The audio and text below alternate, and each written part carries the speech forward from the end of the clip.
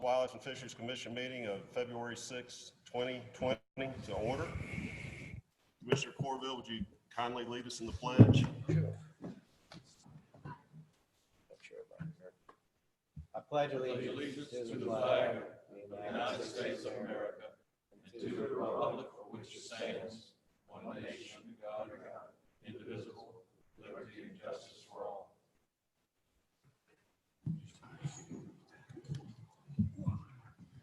Ms. Falcon, would you please call the roll? Here. Here. Here. Here.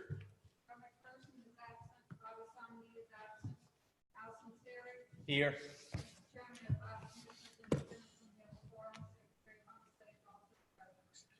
Thank you. Agenda item number 4 to adopt the commission meeting minutes of January 9th. So moved. So moved. Commissioner Corville. Second. Second, Commissioner Guidry. All in favor? Aye. Opposed? Approved. Hear a motion to approve the agenda? So moved, Mr. Chairman. Second. Commissioner Sinceri and Commissioner Smitko, all in favor? Any opposed? Commission special announcements and personal privilege. I have a few things to say. First, I'd like to thank Dr. Guys, Ryan Richard for hosting us today on the beautiful campus of Louisiana Tech and the Davison Athletic Complex. This building has a story, and if you'd like to hear it afterwards, I'll tell you. It's pretty cool. Also, special guest, Burt Jones, a former commissioner, 1976 NFL MVP, and most importantly, a great friend of all of us. Thank you for being here, Burt.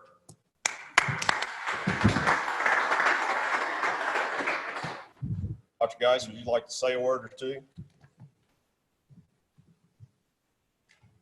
So good morning, everyone, and we're real pleased to welcome you to Louisiana Tech and want you to feel welcome to come back up here anytime. It's great to see you in North Louisiana and give us a chance to be a little bit more involved in your programs. Of course, we all are big hunters and fishers up here, and so this is what your work is important to us. You know, on April the 25th at 6 o'clock in the morning of last year, I had my emergency response team meeting in that room right over there, doing preliminary damage assessment and trying to figure out where we took the next step after an F3 tornado passed about 100 yards east of here through the heart of our campus, or through the western heart of our campus, over our residential facilities and all.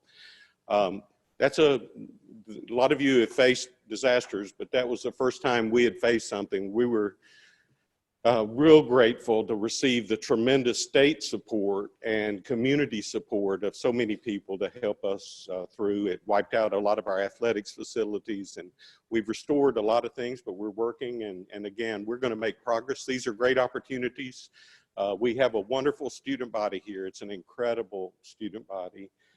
Some of the best students you'll find anywhere in the country right here. And we think we want to keep them here in Louisiana working and using our fisheries and hunting grounds, and having that as an important part of what we do. So thank you for meeting here, and welcome back anytime. Appreciate you, Mr. Chairman. Thank you, Dr. Geis. You did an amazing job. Thank you.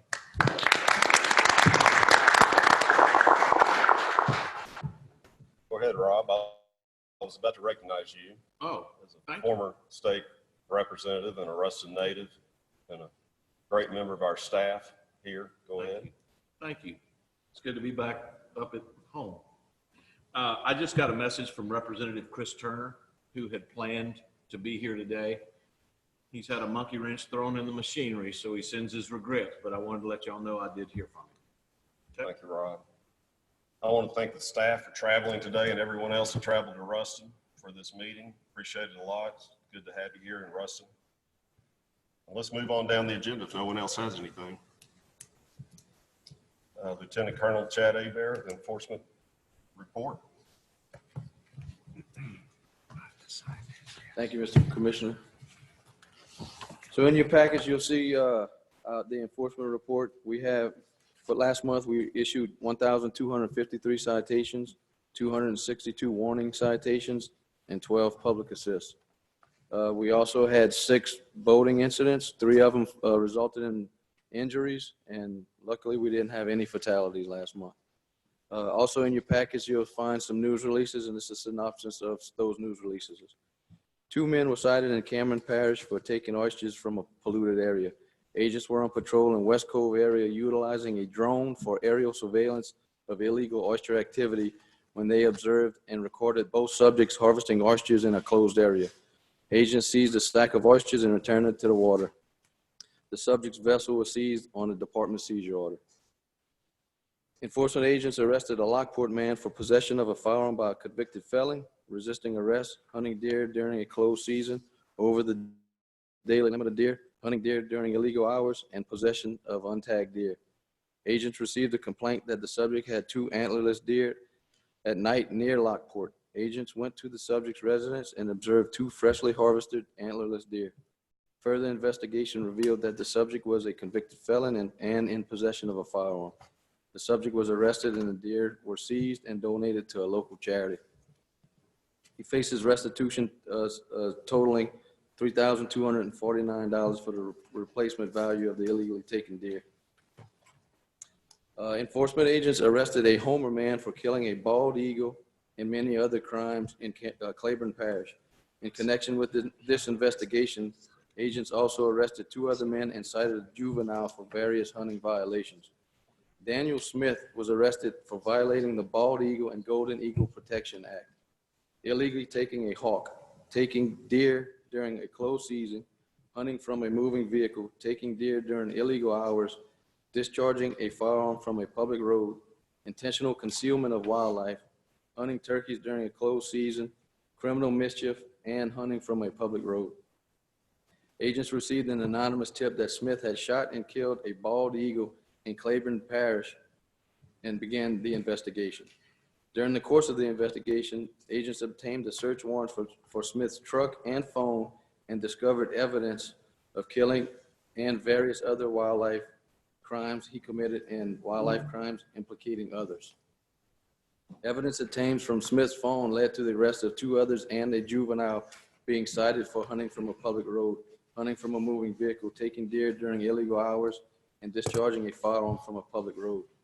The other 2 individuals were also cited for taking deer during a closed season and the intentional concealment of wildlife. Violating the Bald Eagle and Golden Eagle Protection Act brings up to a $100,000 fine and up to 1 year in federal jail. Smith may also face restitution totaling up to $9,225 for the replacement value of the illegally taken bald eagle and 3 deer. And the subjects may face other civil penalties as well. And that's the end of the enforcement report, unless there's any questions. Commissioner Spitko? I'm not sure if that would be Middle District of Louisiana Federal Court or what parish that falls in. Western. Yes, ma'am. I would ask staff to get in touch with the U.S. Attorney in the Western District, ask him to take the Eagle charge as a federal case, and also get in touch with the District Attorney of that parish.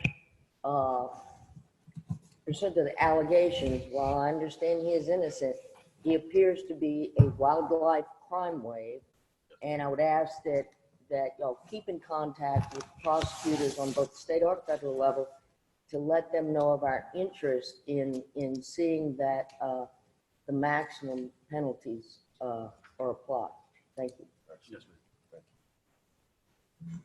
Make sure. Thank you. Thank you, Jay. Agenda item number 8, receive public comments on the notice of intent. Tommy Tuma. Good morning, Mr. Chair, members of the commission.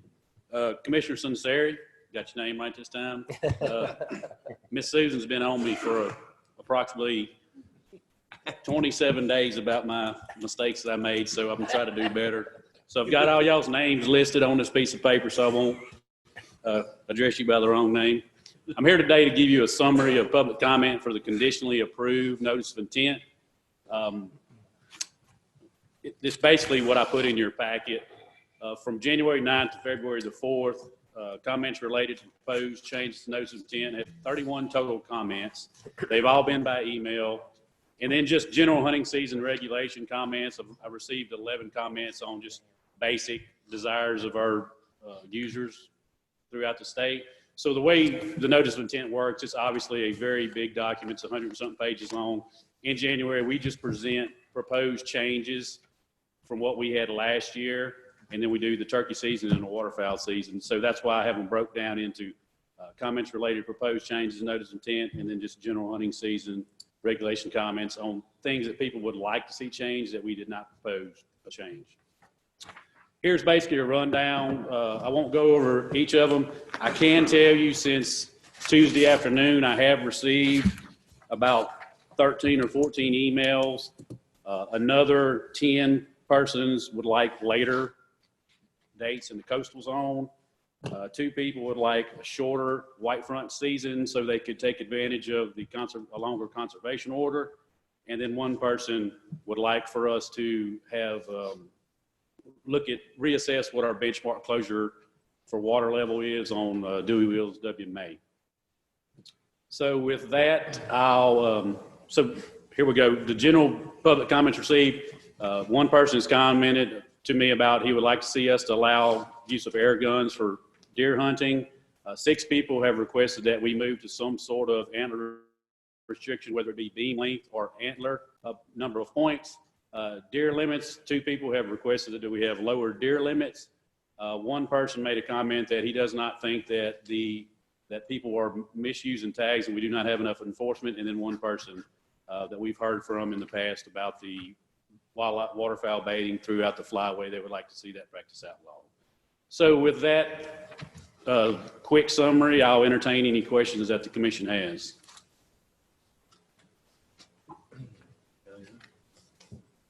Mr. Tuma, are y'all considering making any changes or recommendations to us based on any of the comments received? No, sir. At this time, we feel like the amount of comment we've received has not been enough to, I guess, change our desire or proposal at this time. So with that, if it's appropriate, I would make a recommendation that we just continue on with this notice of intent as it currently exists. Because I don't know if we have to do that. I don't think there's no action required. Mr. Chairman, this particular agenda item is just to receive the public comments. The next one will be to hear any modifications or amendments. So Okay. your motion is appropriate, but on the next agenda. Gotcha. Thank you.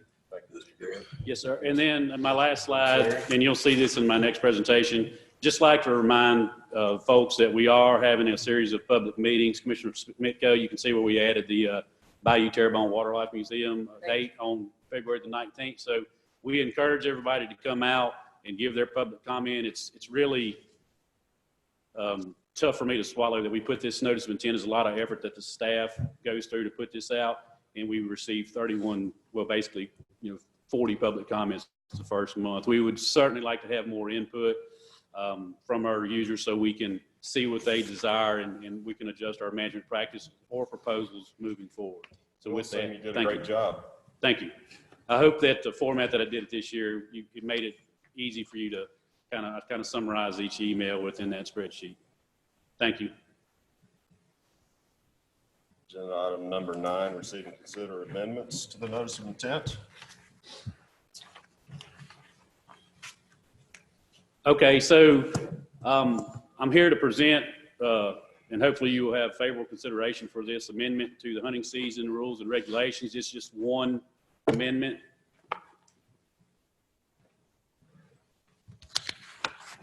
I'm not moving forward, Joel.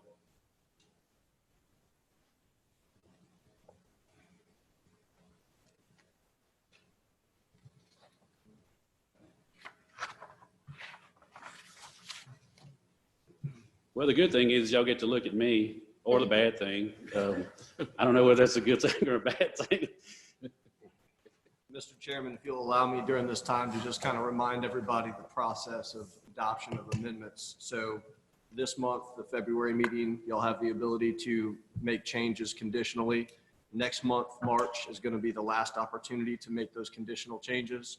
They will then go into the state register for public notice and public comment. And then in May, you will finalize by up or down vote any changes that you'll make during this month or in March.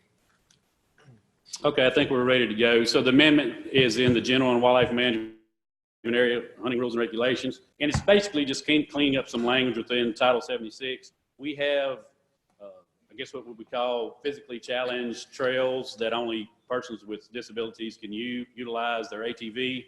Right now, the language it's restricted to ATV only. We have been allowing UTVs on those trails statewide when, if they are capable of ATV or UTV traffic. We would like to change this language to where we would allow ATV and UTVs on all of our physically challenged handicap trails. Those trails that are currently designated as PCHP ATV trails, if they are not wide enough for UTVs, we were either, if you adopt this, we'll have 7 months to get them either wide enough, or we will designate another trail that would be suitable for UTV use on our WMAs. So with that, if you have any questions, I'll be glad to answer them. If you don't have any questions, I ask for favorable consideration for this amendment. Any discussion on the amendment?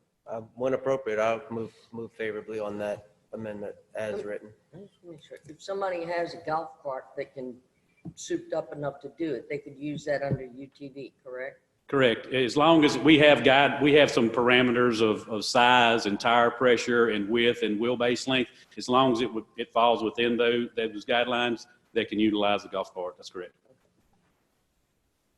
Motion by Commissioner Corville. Second by Commissioner Smitko. All in favor? Aye. Any opposition? Motion passes. Thank you. Thank you. Agenda item number 10, receive and consider declaration of emergency to extend the commercial netting season on Poverty Point Reservoir, Richland Parish. Ryan Daniel. Morning, Chairman Hogan, Commissioners. I'm Ryan Daniel. I'm the District 2 Inland Fisheries Biologist Manager in the Monroe office just down the road. I'm here today to request a declaration of emergency to extend the netting season at Poverty Point Reservoir. This is a map showing the lake. The lake is located in Richland Parish, just north of the town of Delhi.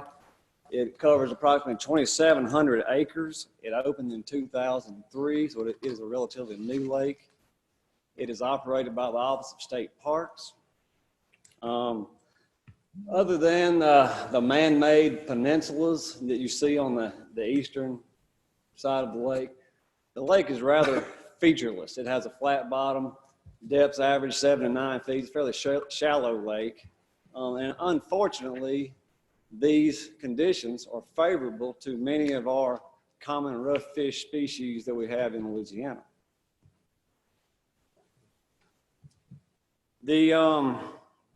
There was a commercial netting season implemented in January of 2017.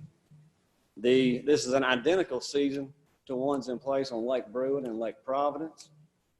It is a recurring season that begins October 1st and ends on the last day of February. Only gill and trammel nets are allowed to be fished, and they must be a minimum of 3.5 inches square mesh. A special permit is required at Poverty Point. This is a permit that we issue. The net season was recommended by us for the removal of excess commercial species.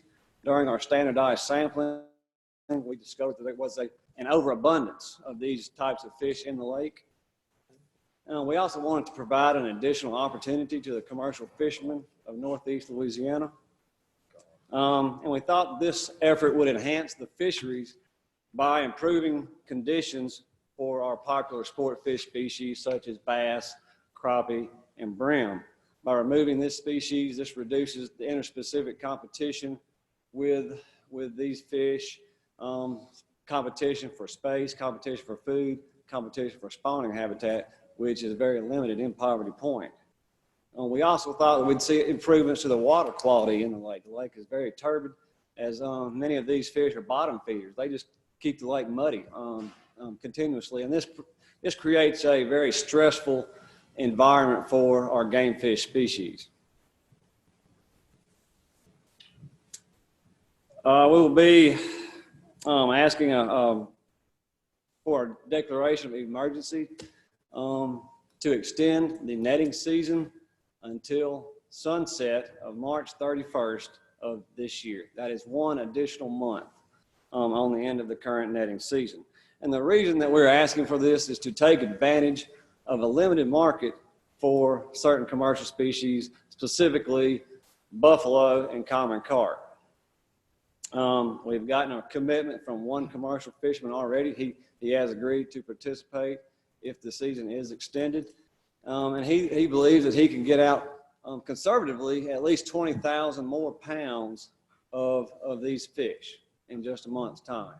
And this is based on the catch rates that he's been having over the past 2 months of fishing in the lake. He's been doing quite well with these fish. We also encourage other commercial fishermen to take part in this special season. This netting season will utilize commercial fishing as an effective management tool with no cost to wildlife and fisheries.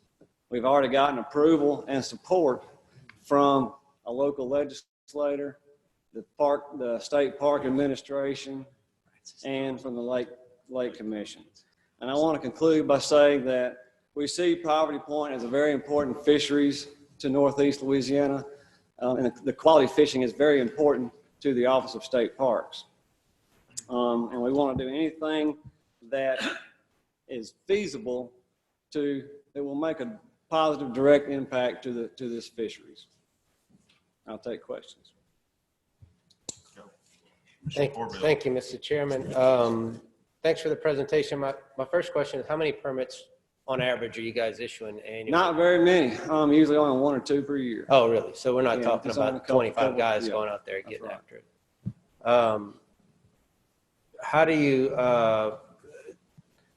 have a sense for, on gill nets, I know they don't get to pick and choose which fish swim in them. Do you have much bycatch of game species? Very, like very bass? little. I meant to mention this in the presentation. The commercial fisher, they're restricted to a minimum of 3.5-inch size mesh. He's actually using 6-inch mesh. Oh, wow. We've been running our standardized gill nets in the same locations that he's fishing.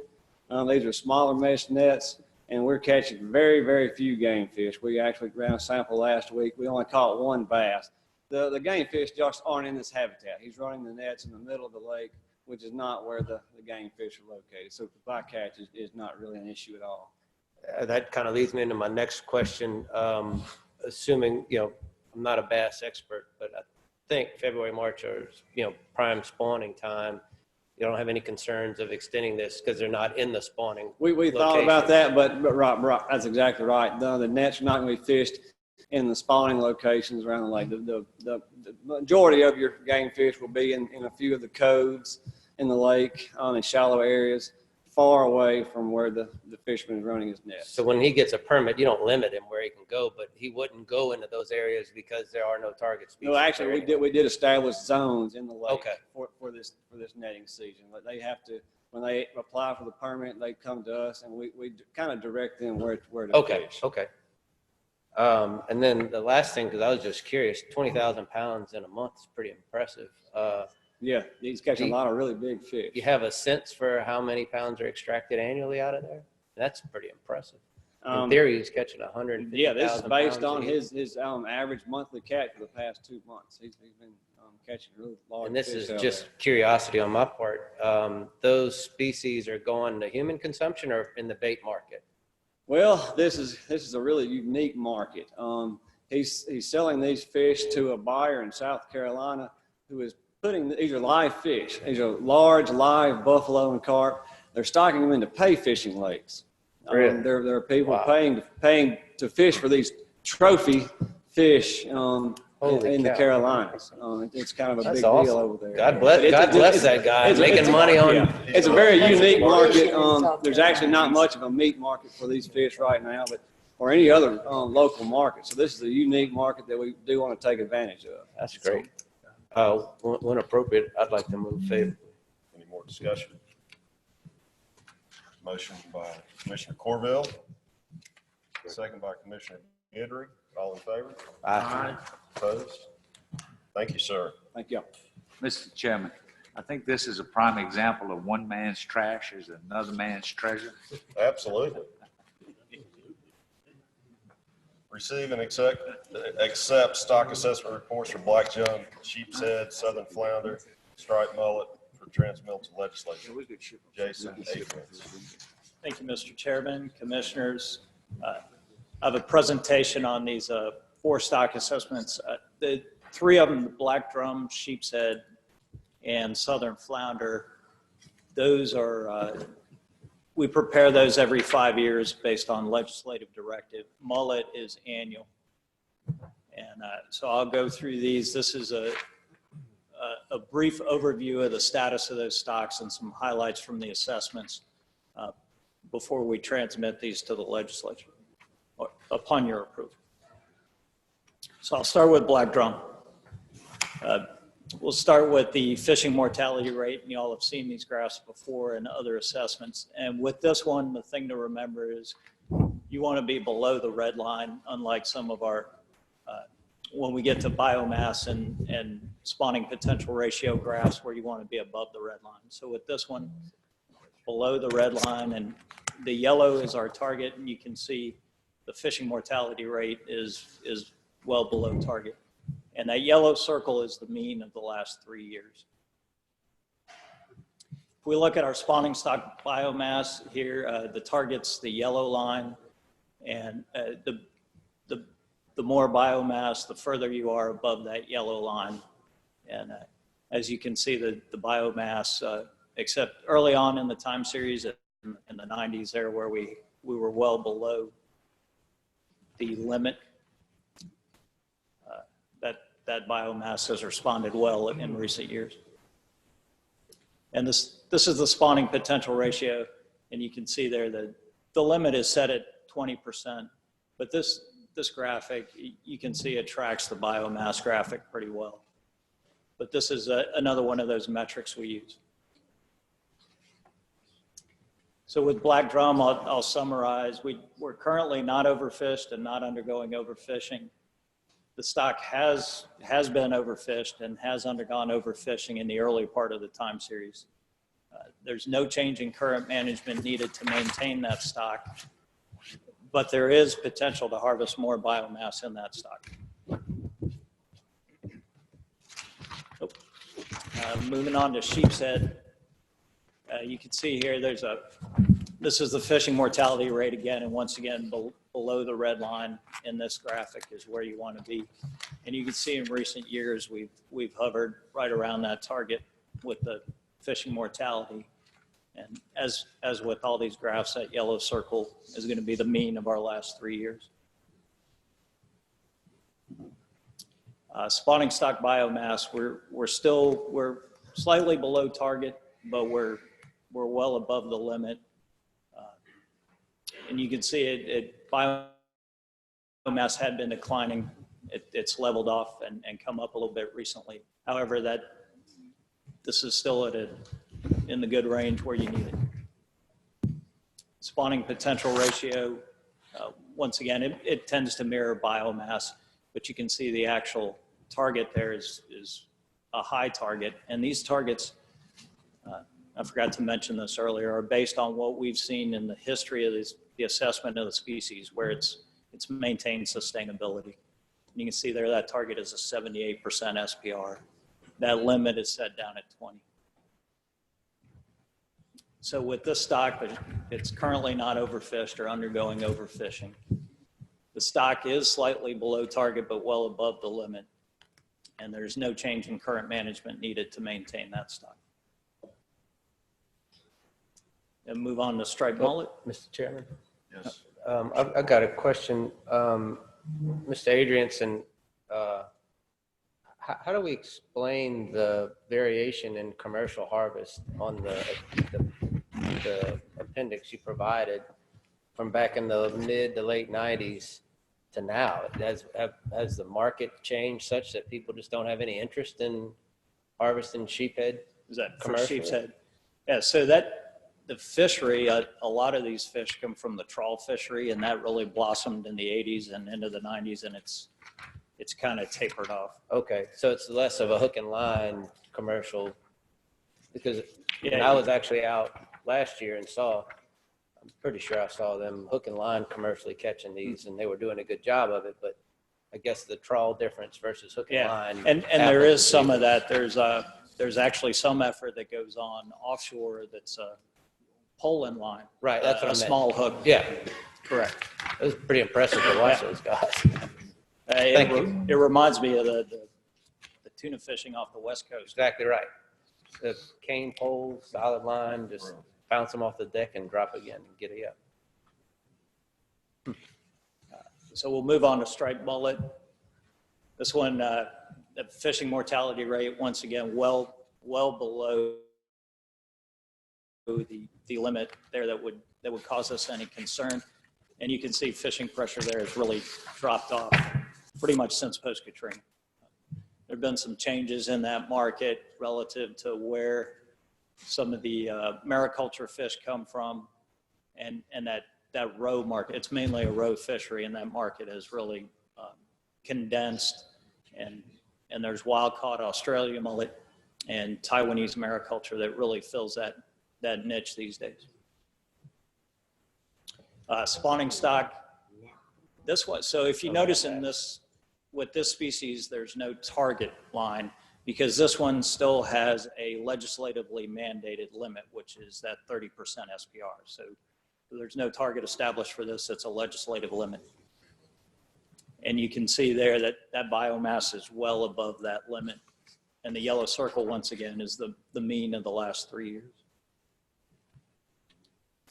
Spawning potential ratio, same thing here, good shape. Commissioner Corbett. Thank you, Mr. Chairman. Mr. Adrian, same thing back in the late 90s. It was a trawling market, and that's since changed? No, this changed with the gillnet regulations. This was more of a year-round fishery, and the gillnets were around. Okay. And it morphed into more of a roe fishery. It's a very limited time frame. That season begins middle of October and ends middle of January. So it's compressed to the time frame of when they spawn. This is the same mullet that our buddies in Alabama freak out over, right? Correct. And I believe Maybe LSU. we need to have a mullet festival and see what we can get going. LSU's looking into catching some mullet at different times of year and grading the food quality of those. It's been a discussion at the Finfish Task Force. Really? Okay. And so Thanks. they're looking at some ways to utilize mullet a little more. Learning stuff today. Mr. Smith, go. Do they still allow very limited gill netting for these? Correct. There's a mullet strike net permit. It's about 58 permits last year, I believe. But very short season and. Yeah, mid-October to mid-January fishing for the roe. Okay, and is striped mullet a different species than what we call the black mullet and the channel mullet? Channel mullet is a whiting, it's a more common accepted common name is a whiting. Yeah, that's different. Those are a different species. Okay. And this one is primarily roe? This is a roe fishery. All right, okay, thank you.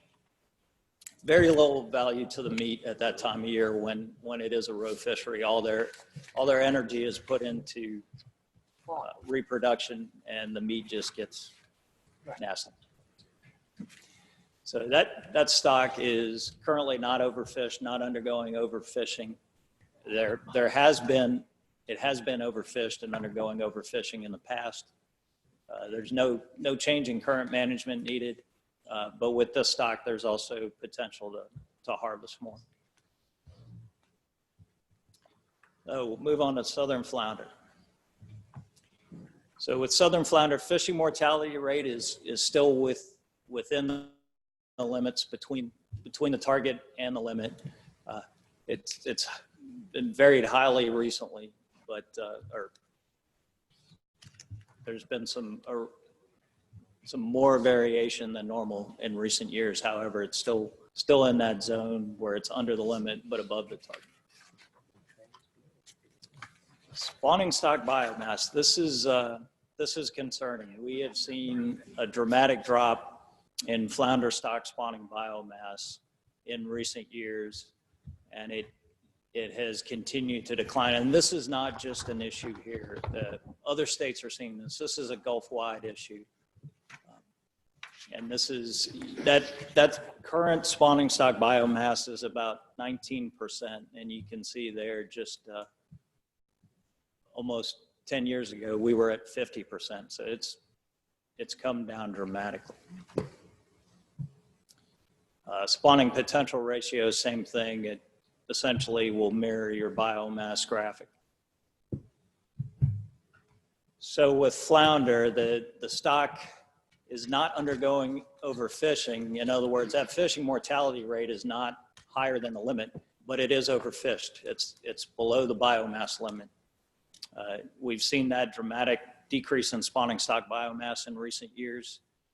And we will have to come back to this commission at some point with some management recommendations or some ways to try to recover that stock. And I've included the quote from Title 56 there. If data indicate that a fishery is not meeting or is likely not to meet the established targets, the department shall provide for the commission's consideration management options to ensure that the species can meet the management targets established for the species. And I understand it may be purely anecdotal, but any thoughts as to why this is happening? And the second part of the question, excuse my ignorance, but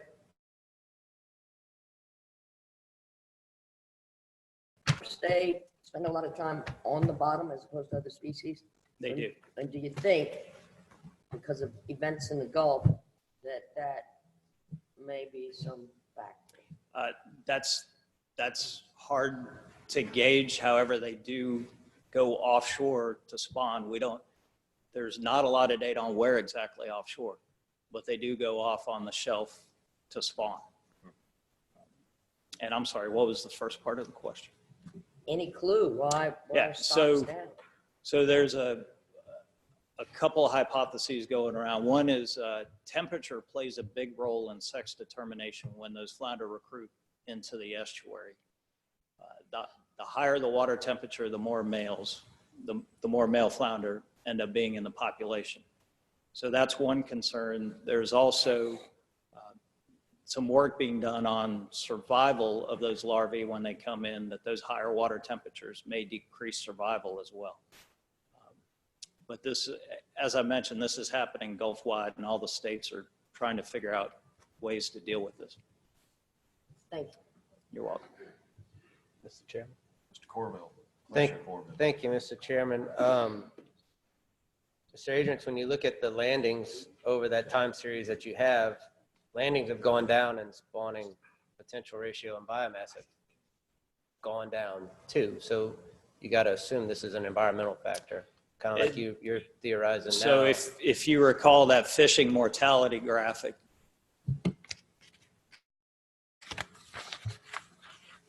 this is not one where fishing's an issue.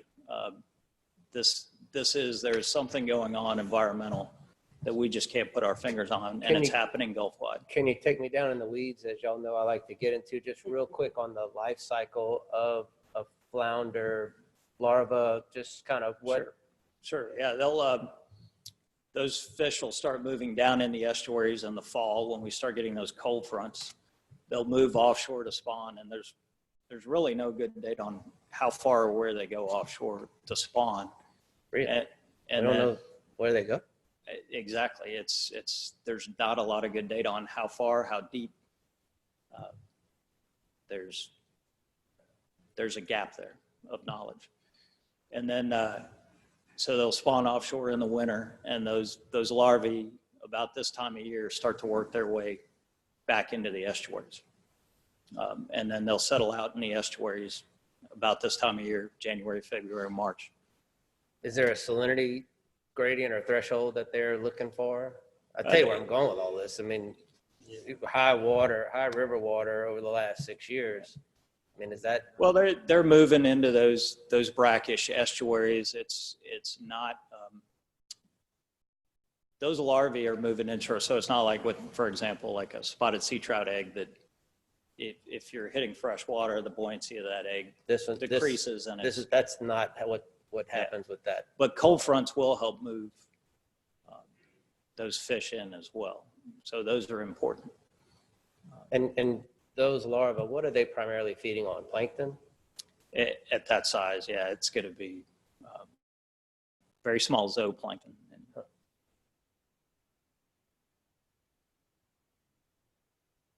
Okay, another fish I'm confused about. Add them to the list. Commissioner Sinceri? Yeah, just one question. Salinity doesn't have an impact. It has to have an impact. Oh, it does, obviously, but flounder can tolerate a little more fresh water than most species. It seems like it kind of follows the trend of what's happened with speckled trout as well, and the biomass going down. And we've just been in this cycle, really since Hurricane Gustav. We've seen that increase in fresh water over long periods of time. That's affected so much of our fisheries, our saltwater fisheries. I got one more bite at the apple, if you don't mind. Commissioner Corville? Is there any offshore landings of these spawning flounder allowed in wherever they go? So there's not necessarily offshore, but they will be landed as they're migrating. So in the passes. Migrating out. As they're to migrating. go spawn. Correct. But nothing, if we're not sure, but you got to assume they're out there 2, 3, 4, maybe 10 miles. I don't know. I guess nobody knows. Do we have a sense for if any of them are landed out there during those winter months? I mean, I've fished in the winter. It's not pleasant, but The never caught offshore a flounder landing, either. But at least those landings coming from offshore into Louisiana aren't, it's not negligible. not a big amount. Most of the landings here come really from the western side of the state in that October through December timeframe as they're migrating out. Yeah, we mainly catch them there through- in the ship channel. Yeah, through skimmer or trawls. Commissioner Smitko? Would it be feasible on a voluntary basis to ask, since we don't know where they're going or how far out, to ask the commercial trawlers on a voluntary basis to provide us information of when they catch flounder, what their location was, the size, et cetera, because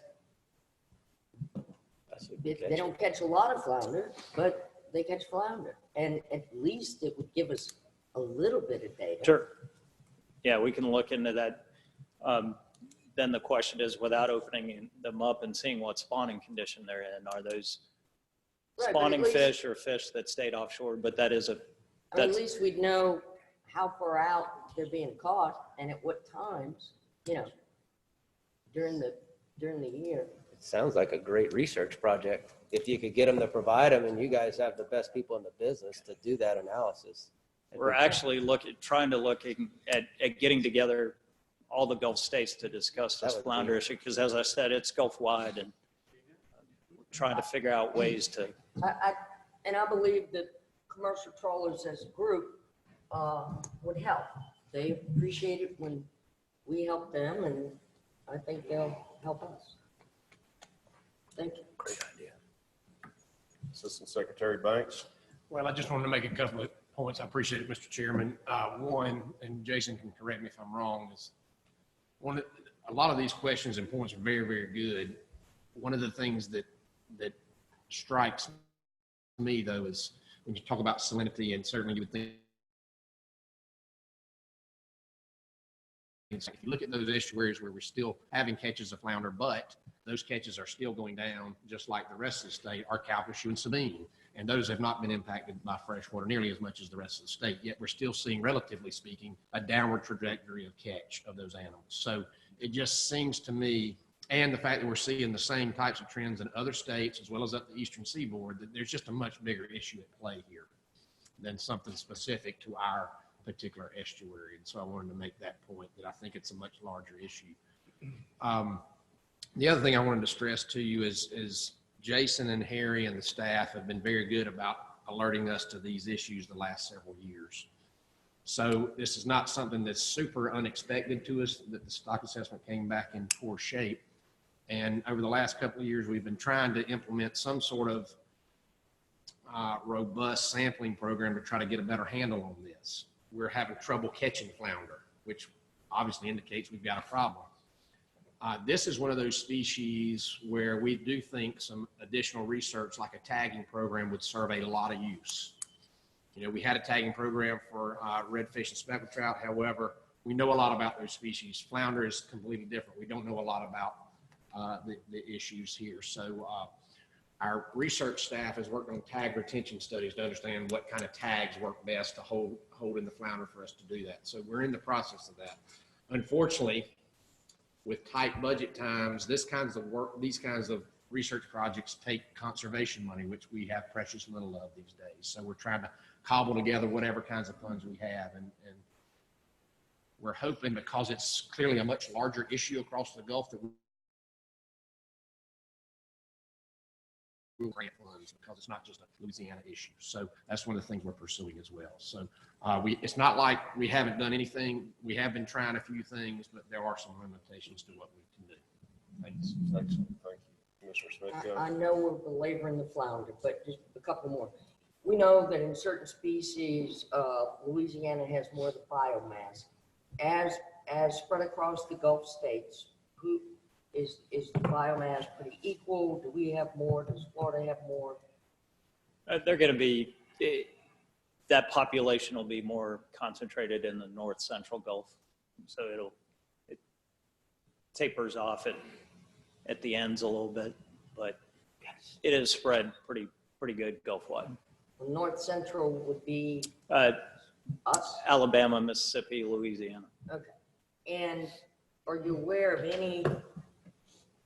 anybody doing any toxicology studies on them, or if there is a genotype, if they're doing any chromosomal studies to see if there are any aberrations because of toxins? And I think you know what my concern is.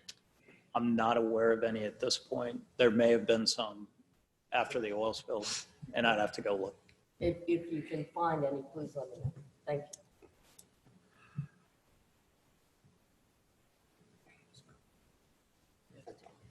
Thank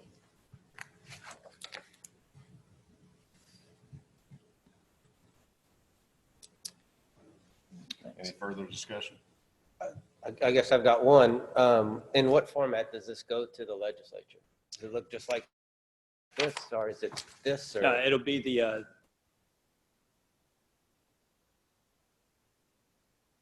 documents that you have. That's this? That's that one, yes. Any public comment? Sir.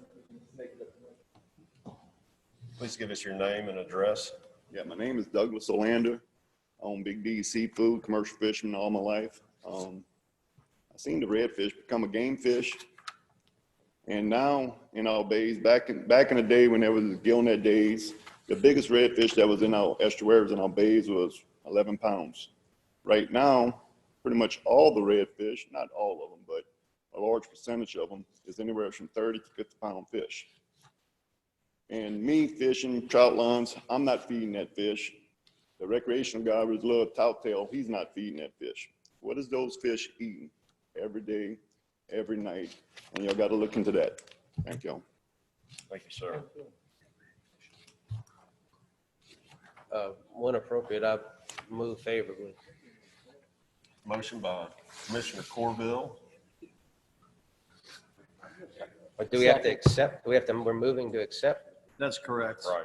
That's what I'm moving to do. And transmit. It doesn't say that here. If they're accepted, we'll transmit them to the legislature. Second by Commissioner Sunseri. All in favor? Any opposition? Carries. Thank you. Thank you, Jason. Receive a summary presentation of the January 2020 Gulf of Mexico Fisheries Management Council meeting. Assistant Secretary Banks. Thank you, Mr. Chairman. And I also want to thank you for the hospitality last night. We really appreciate it. It's Absolutely. a fun trip Great to have you. for all of us. We came here, 3.5 or so years ago, had a great time, and it was good to be back. Beautiful place. So I'll give you a quick rundown of the most recent Gulf Council meeting that was held in New Orleans in January. Unfortunately, there's not a lot of action that occurred at this meeting. Now, there was a lot of information presented, and I think it will be of interest to you, a lot of the information. But in terms of action, there just wasn't a lot of decisions being made at that meeting. But I'm going to run through how it went. One of the most interesting pieces of information that was put forth was each of the Gulf states gave a report on the red snapper season that each one of them had, the recreational red snapper under the final year of the exempted fishing permit. And I've just put up a table for you all to see the results of each of the seasons across the coast, across the Gulf Coast. Florida had a 40-day season. They caught approximately 75% of their allocated quota. Also, as we all know, Florida has the largest quota of all the fish. So they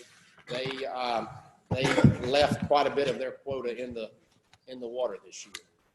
Alabama had a 36-day season. They were very close to 100% of their quota. Same thing in Mississippi. They had a 79-day season and caught almost all of their quota.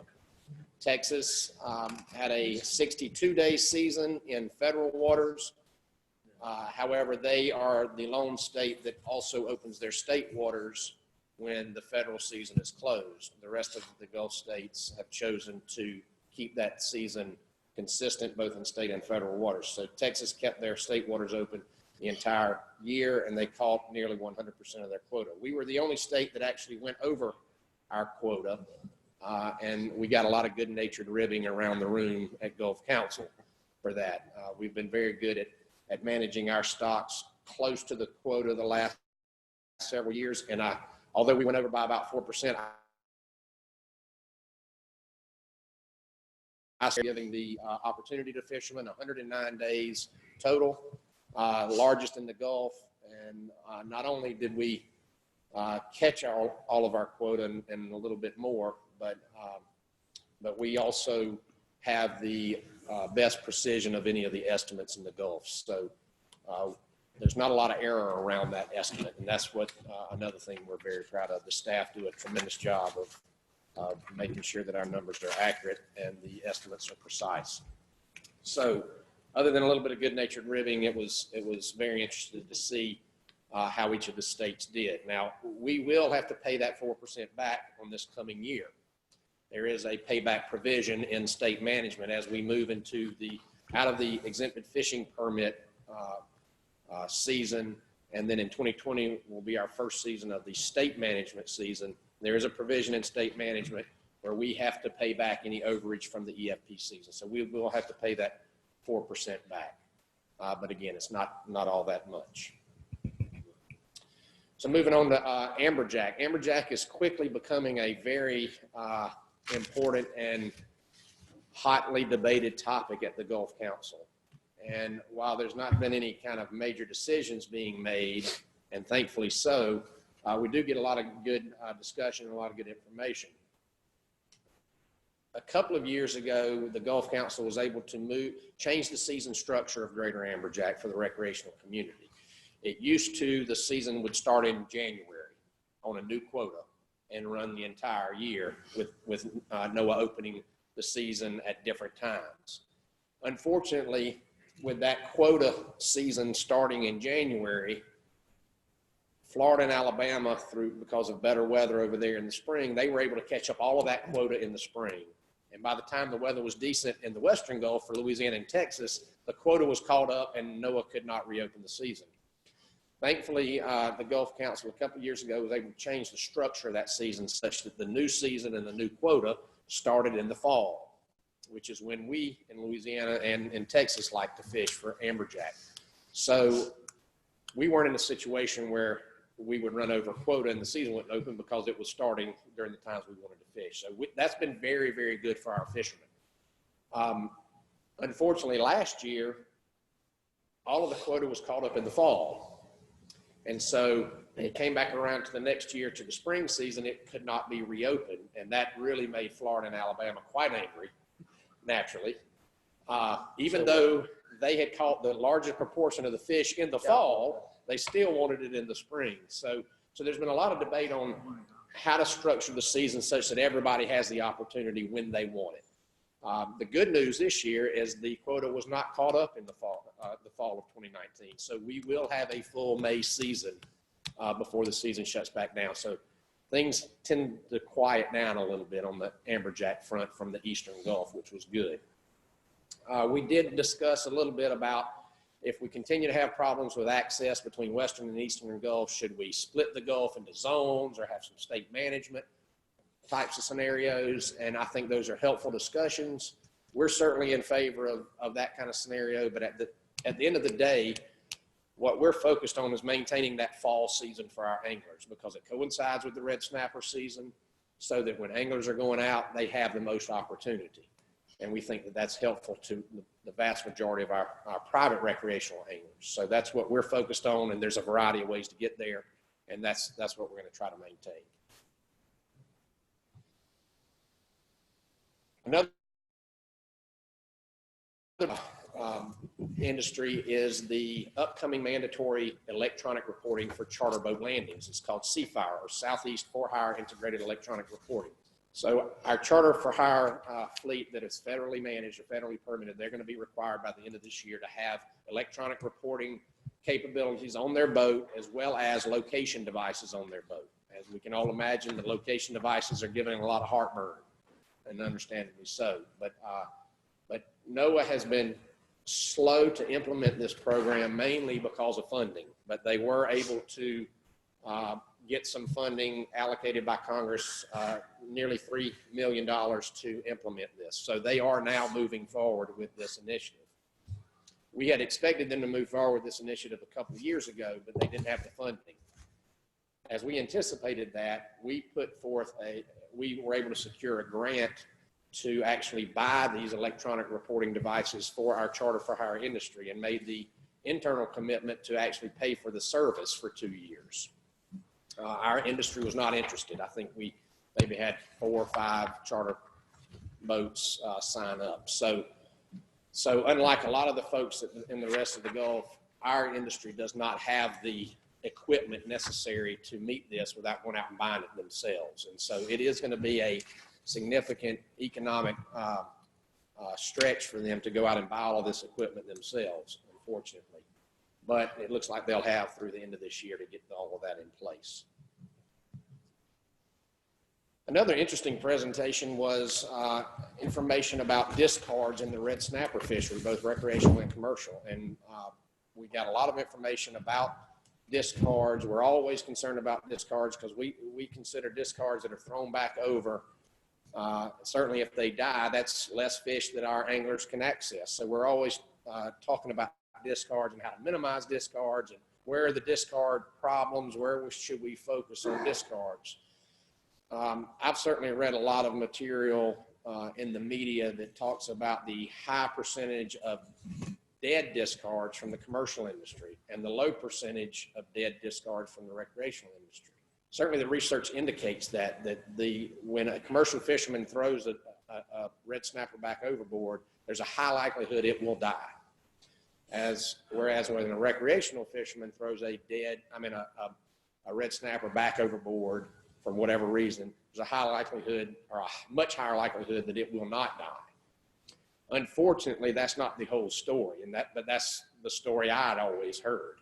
And this was very interesting for me when I saw this, and I wouldn't worry about the numbers, but here's what the results are. Is because there is so many more fish being caught by the recreational community, because there are millions and millions of recreational anglers, the total number of fish that are dying due to discards are orders of magnitude higher in the recreational community than in the commercial community. So it helped focus the council's attention on how can we make the most impact. Where do we focus our work on reducing dead discards? And we feel like we've got to do better for the resource by focusing on those recreational anglers. I'll bring your attention to a couple of things. Congressman Graves put forth a recent bill in Congress to try to force the recreational community to utilize descending devices and things like that on their boats. That's one of those things that are going to be focused on this issue. I think that could certainly help. The council has not quite chosen to go that far to force an angler, but we have put forth an education effort to try to better teach the anglers how to send their discarded fish back down to depth appropriately so that they will survive. So there's just a lot of effort going on in this world right now, because we know these are fish that are not available to the anglers to catch in a following year. There's a lot of quota there to be grabbed if we can just deal with this issue. So this was an interesting piece of information that the council staff brought to us. And then some other items to note. I'm not so sure y'all will be all that interested in these, but I wanted to at least mention them because some of them were actual action items that happened. But the sector by sector allocation of red snapper issue, which has been tossed around, some people refer to it as reallocation, was tabled until the next red snapper stock assessment in 2023, which I think is an appropriate thing to do. An interesting thing, we heard a lot about red drum at this meeting, and it looked like that there's red drum seemed to still be doing okay, but the recommendation for optimum yield in federal waters was still recommended to be 0, basically that no take from federal waters. There was some discussion by the Southeast Fisheries Science Center, basically the stock assessment guys on the federal level, that we need more data on those big fish offshore to do a proper stock assessment.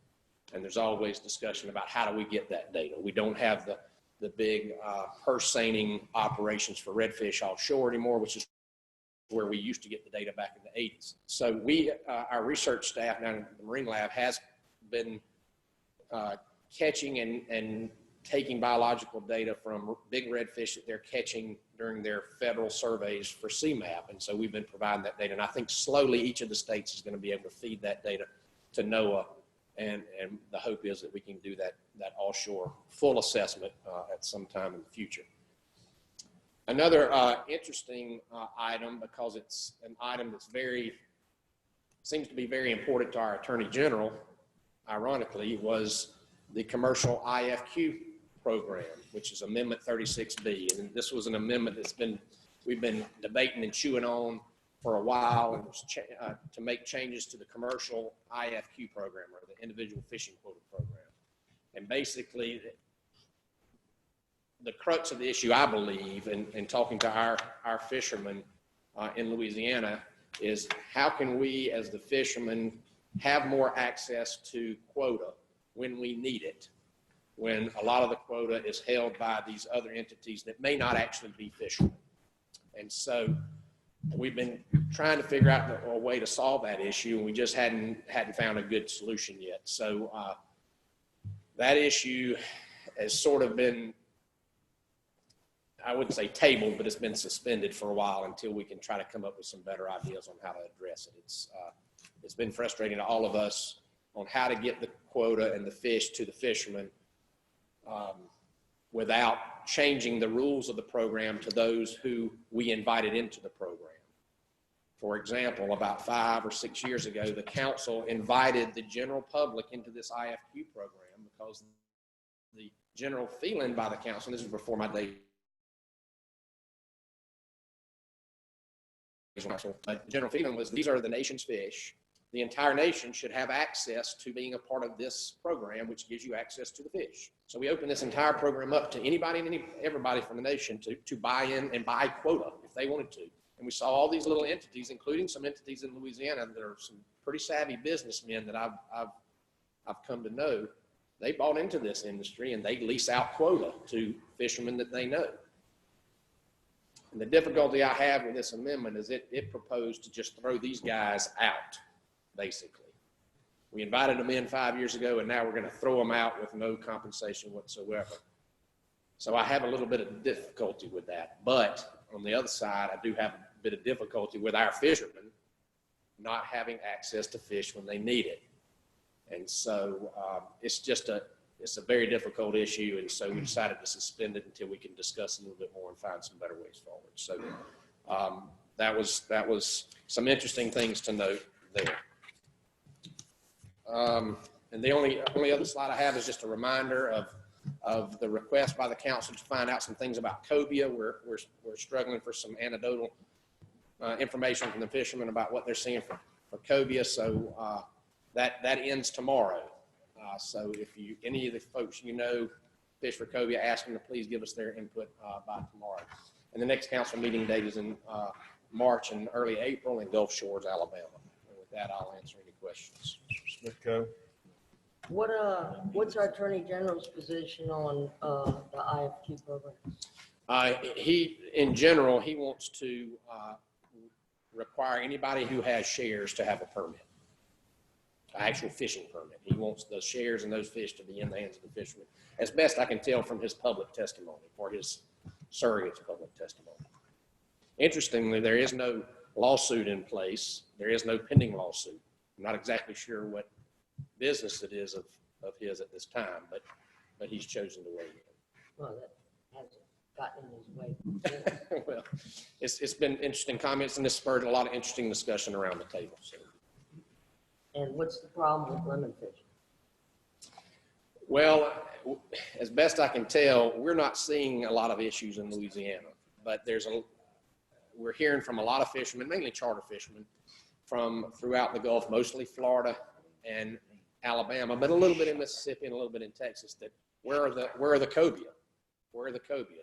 They used to troll along the beaches, as y'all probably well know, in Alabama and Florida during I think that's the spring, for cobia, and they're just not seeing the fish that they've always seen. Now, in talking to some of the fishermen in Louisiana who tend to catch cobia around the rigs, they're not seeing an issue. And so we're just trying to get a little bit more information from fishermen around the Gulf about it. Thank you. Mr. Corville. Thank you, Mr. Chairman. Thank you, Assistant Secretary Banks. The landings from Florida and Alabama, I know they're dependent on MRIP data. Is it final, or are they still waiting on that very last wave and all that other stuff? I guess I'm glutton for punishment, but I listened to most of it. I've got some comments about you guys here in a second, but I'll let you answer that one first. Yeah, Florida, as I appreciate it so far, is still MRIP driven.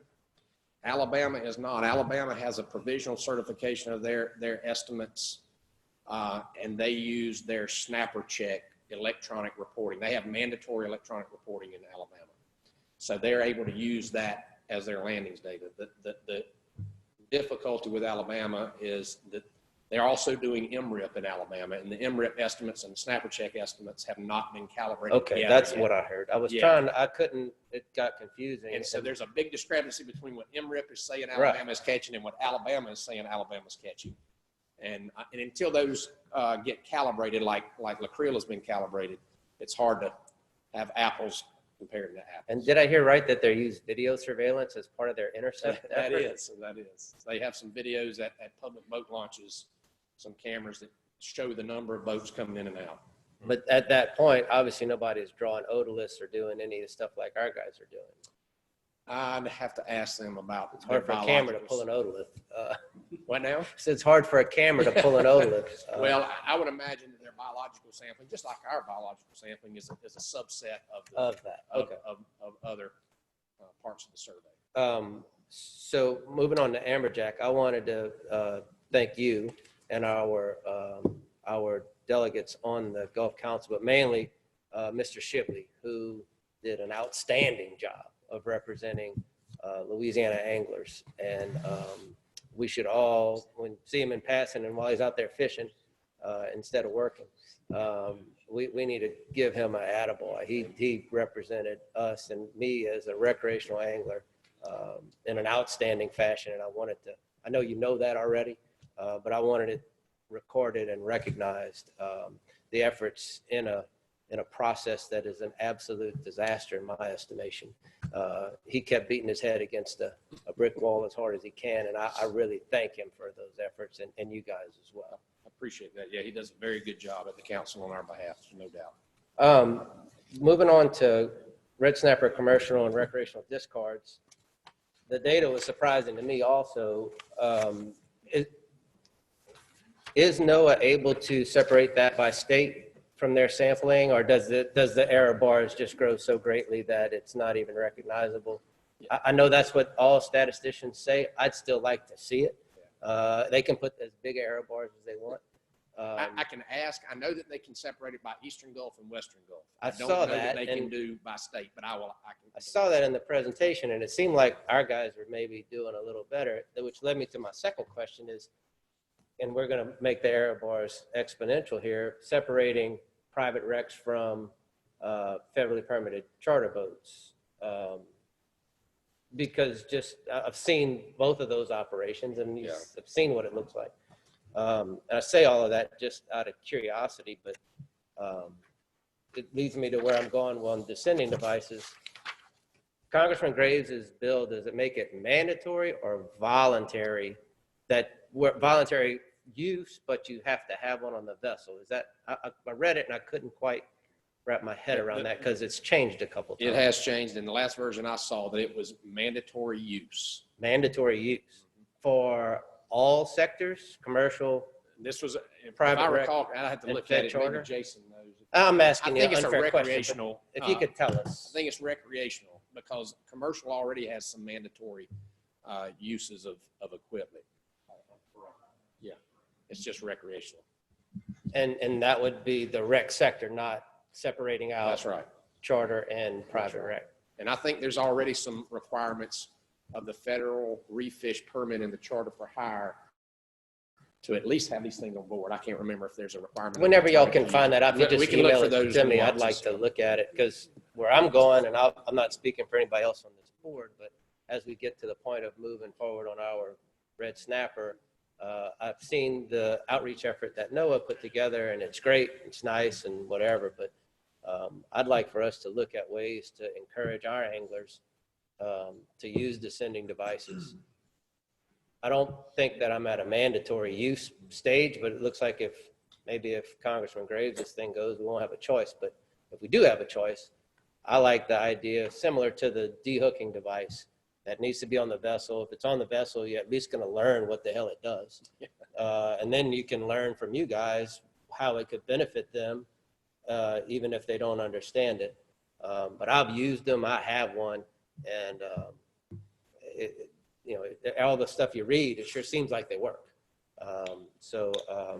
That's, and you said that there's you shared some information with me about a program that NOAA has going, and that we had to be careful about mandatory versus voluntary because NOAA was going to have an outreach effort and maybe even providing funding or devices to anglers. That was one of the attempts, was to try to capture some grant funding from the oil spill restoration side to provide these devices to anglers. And so the Gulf Council's approach was to do an educational outreach to try to teach anglers how to do it, and hopefully NOAA would be able to secure funding to provide the devices before it all went mandatory, or before we consider mandatory. But the bill that's been introduced is sort of gone all the way to mandatory, and if that's the case, then we'll go with it. But that's, I am not aware that the funding has been secured yet. Okay, but I can check it. If you wouldn't mind, that'd be great. Because I mean, if we have a chance of getting better participation from a voluntary program, NOAA's got some money to put some of these things in people's hands. I don't know Congressman Graves that well, but I would think he would be willing to, acknowledge that and maybe come up with some other options. But mainly, again, the purpose of my comments and to thank you, Ed Swindell and JD, but Mr. Shibley really knocked it out of the park at this Gulf Council meeting, and I wanted to recognize him for that and thank him personally for that. Thank you, Chair. Mr. Smitko? When you look at those recreational discard numbers in concert with how precious the snapper are to us and how much we fight over our right to catch them, if you can afford the type of boat motor and the fuel necessary to get out there and catch snapper, you can afford the descending device. And just going on record that it should be mandatory use. better for the fish, better for all of us. Well, I do want to make one point though about this, and we always are worried about discards and trying to figure out that's fish that we could put into our quota. There is a second step to this, is that once we can get a handle on the discard situation and improve it, then how do we effectively measure that to feed that data into the stock assessment to give us credit for those fish? That's a second step that's quite possibly more difficult than the first, believe it or not. So once we get folks using it, show up in biomass. well, you're correct. Technically, we should see an indication of that in our fisheries independent sampling as well. But what we're really trying to do is the stock assessment model assumes a certain amount of mortality from discarded fish, and how do we measure the reduction in that mortality of those discarded fish? And that's going to be difficult to do, but we've got to get to that point to where people are using it regularly, and then we can start measuring that so that we can feed that into the model to give us credit for those fish. Mr. Sunseri? One question. Is there any way, on that permitting discussion you had earlier, do y'all have a history of how it all began and how they determined how someone would be able to hold a permit?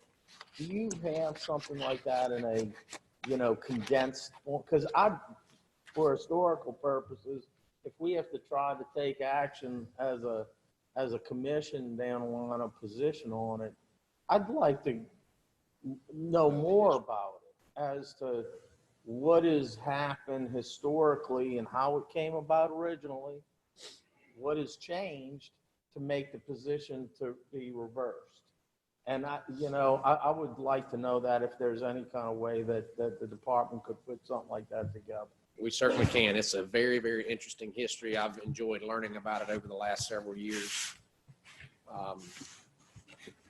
And I think that's fair for us to put something like that I appreciate it. Thank you. Even though it may be a little biased, one of the news stations did a several-part series that is a good starting point. I mean, it's journalism, but I can't remember what news station it was. Lee Zurich, Channel 8, Lee Zurich. Lee Zurich, I think maybe it's called the Snapper Barons. No, I remember that. I watched it, and I know Lee. So And so, start there, and then we'll get something from the department.